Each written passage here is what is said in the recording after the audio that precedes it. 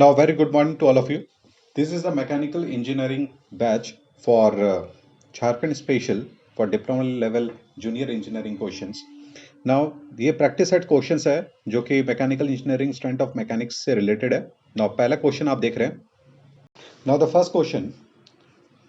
The dash strain is always angular and bring out the change in shape. Option है shear, loading, axial and normal. The correct answer is shear.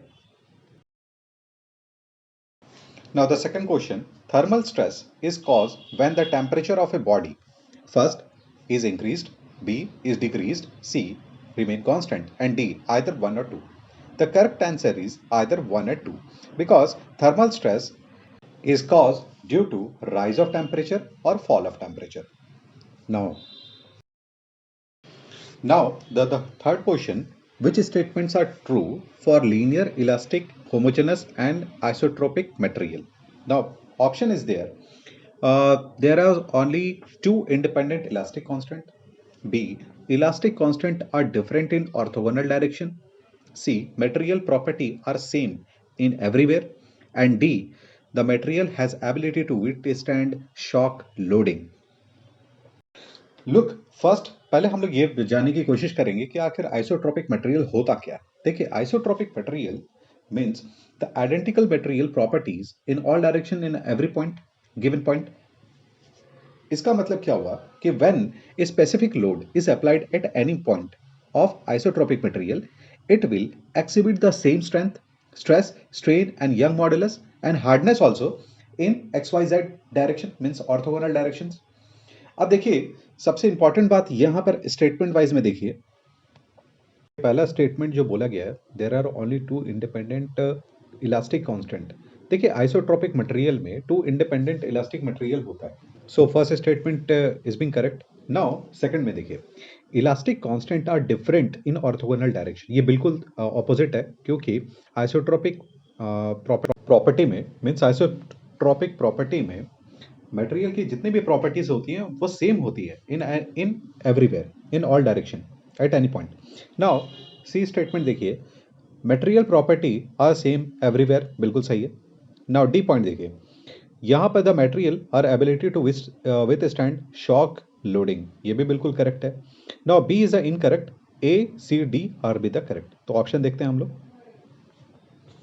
Now the आप option देख सकते हैं यहाँ पर देखिए first देखिए आपको सिर्फ बी को एलिमिनेट करना है. यहाँ पर बी किस जगह पर नहीं है, सेकंड नंबर, तो आपका second number correct answer. Now the next question आप देख रहे हैं 4 number. Which of the following defines the factor of safety for ductile material? Now the option is that ratio of ultimate stress to allowable stress. Now B, ratio of yield stress to working stress. C, ratio of safe working to ultimate stress. And D, ratio of allowable stress to permissible stress. देखिए first of all आप पहले जान लीजिए कि factor of safety क्या होता है. देखिए फैक्टर ऑफ सेफ्टी को अगर हम लोग लिखें तो फैक्टर ऑफ सेफ्टी को हम लोग लिखते हैं failure stress, the ratio of failure stress by working stress. अब देखिए फैक्टर ऑफ सेफ्टी कहा जाता है वो हमेशा 1 से बड़ा होता है. ओके नाउ नेक्स्ट देखिए दो तरह के मटेरियल होते हैं. पहला होता है ब्रिटल मटेरियल, एक होता है डक्टाइल मटेरियल. ब्रिटल मटेरियल में आप अगर उसको देखें तो ब्रिटल मटेरियल का जो रेशियो होता है वो होता है ultimate stress by working stress. ये काफी ज्यादा होता है. ओके और नाउ अगर हम लोग दूसरा देखते हैं इल्ड डक्टाइल मटेरियल. देखिए डक्टाइल मटेरियल का जो रेशियो होता है वो होता है ratio of yield stress to working stress. अब सबसे इंपॉर्टेंट बात यही है कि यहाँ देखिए ब्रिटल मटेरियल में क्या होता है, ब्रिटल मटेरियल वो नॉन होमोजेनस स्ट्रक्चर है. दैट मीन्स यहाँ पर फैक्टर ऑफ सेफ्टी जो होगा वो 3 to 5 के बीच में होगा. जबकि अगर हम लोग डक्टाइल मटेरियल की बात करें तो वो होमोजेनस मटेरियल है. तो दैट मीन्स व्हाट कि इसका जो एफओएस होगा वो होगा 1.5 to 2 के बीच में होगा. तो लेट्स अब नेक्स्ट क्वेश्चन है आप देख रहे हैं स्क्रीन में. देखिए नेक्स्ट क्वेश्चन में आप देख रहे हैं a bar having a 1000 mm square cross sectional area is subjected to axial load as shown in figure. What is the value of stress in the Q R section? तो देखिए आपके पास कुछ options यहाँ पर दिए हुए हैं. ओके लेट्स अब इस क्वेश्चन को सॉल्व किया जाए. ओके नाउ प्रोसीजर कुछ इस तरह से है, आप देख रहे हैं स्क्रीन में क्वेश्चन. ओके देखिए आप फर्स्ट आप इस डायग्राम पे ध्यान से देखिए। यहाँ पर आप देख रहे हैं जो पी क्यू है, इसमें 50 किलो न्यूटन का टेंसाइल फोर्स है। ओके, एक होता है कंप्रेसिव फोर्स, एक होता है टेंसाइल फोर्स। यहाँ पर आप देख रहे हैं ये आउटवर्ड है, तो ये टेंसाइल फोर्स है पी क्यू में। ओके, तो यहाँ पर आप देख रहे हैं free body diagram P Q का बना हुआ है। अब आप देख सकते हैं क्यू आर का। यहाँ पर आप देख रहे हैं क्यू आर पे 30 किलो न्यूटन का कंप्रेसिव फोर्स लग रहा है। क्यों लग रहा है? क्योंकि आप देखिए पी क्यू आर है, यहाँ पर 50 माइनस 80 है। ध्यान से देखिएगा, ये न्यूमेरिकल सेक्शन है, बहुत ही ध्यान से देखिएगा। क्यों लगा, इसके पीछे रीजन जानिए। 50 जो है वो टेंसाइल फोर्स है, जबकि 80 जो है वो कंप्रेसिव फोर्स है। तो ऑब्वियसली बात है, जो टेंसाइल फोर्स होता है उसको हम लोग पॉजिटिव में लेते हैं और कंप्रेसिव को नेगेटिव में। दोनों का समेशन क्या हुआ? -30। इसका मतलब क्या हुआ कि क्यू आर पे कंप्रेसिव फोर्स लगेगा 30 किलो न्यूटन का। अब आप देख सकते हैं नेक्स्ट फ्री बॉडी डायग्राम, और आर एस का आप देख रहे हैं, आर एस में 10 किलो न्यूटन का कंप्रेसिव फोर्स लग रहा है। ओके, अब आप देख सकते हैं इसका जो स्ट्रेस जो हम लोग क्यू आर के बेसिस में निकालने वाले हैं वो क्या हो रहा है? P Q R by A. P यहाँ पर जो डिनोट किया जाता है वो फोर्स को लेकर किया जा रहा है, ना कि प्रेशर को, ध्यान में रखिएगा। तो आपका जो कंप्रेसिव जो नेट फोर्स निकला है आपका, वो कितना निकला है भाई? क्यू आर पे 30 किलो न्यूटन कंप्रेसिव फोर्स है, यानी कि -30 लगा। और आपका जो एरिया है वो 10 था, मतलब 1000 एम स्क्वायर है। सो वेल, इसका कैलकुलेशन पे -30 कंप्रेसिव फोर्स आया। सो वेल, आंसर आपका ऑप्शन में आप देखिए, इसका आंसर जो होगा option A 30 mega pascal compressive. Okay, the next question आप देख रहे हैं 50 mm cross 10 mm cross 4 mm एक कॉपर बार है जो कि free to expand is heated from 20 degree to 50 degree. तो what shall be the develop? देखिए यहाँ पर शेयर स्ट्रेस है, टेंसाइल स्ट्रेस है, नो स्ट्रेस है एंड कॉम्प्रेसिव स्ट्रेस है। ओके, देखिए इसका करेक्ट आंसर होगा सी, नो स्ट्रेस। अब इसका एक्सप्लेन है कुछ इस तरह से, देखिए ध्यान से।